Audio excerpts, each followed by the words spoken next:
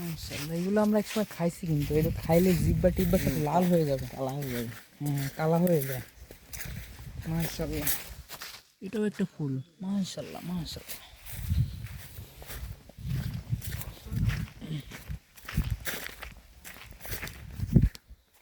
তো আমরা এখন সামনের দিকে যাইতেছি একটা নতুন জায়গায়। আর আশেপাশে তো আপনারা দেখতে পাচ্ছেন, মানে সুন্দরে ভরা। আল্লাহর সৃষ্টি সব কিছুই সুন্দর। এখন আপনাদেরকে একটা অত্যাধুনিক সেতু দেখাবো। এটা খুবই রিক্সের সেতু, মানে কিভাবে যাইতেছি দেখেন গাইস। পানি লাগলে পড়ে যাব, পানি লাগে না যেহেতু আর পড়িও নাই।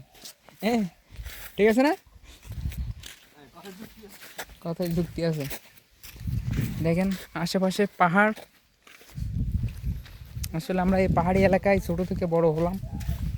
পাহাড়ি এলাকায় আবার আমরা মাটির ভিতরে চলে যাব, আমাদের ছেলেপেলে থাকবে, তারাও এরকম।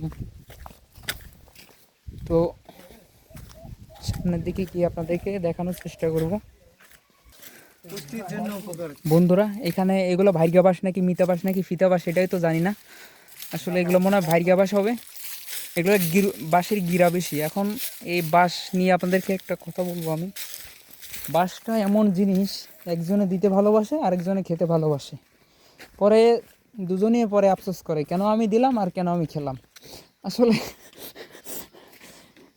বাঙালি আবার বাঁশ দিতেও ভালোবাসে খেতেও ভালোবাসে, এটা আসলে বাঙালির ঐতিহ্য। আসলে এবার আমরা অন্য টপিক নিয়ে কথা বলবো। দেখেন বালুর পাহাড়,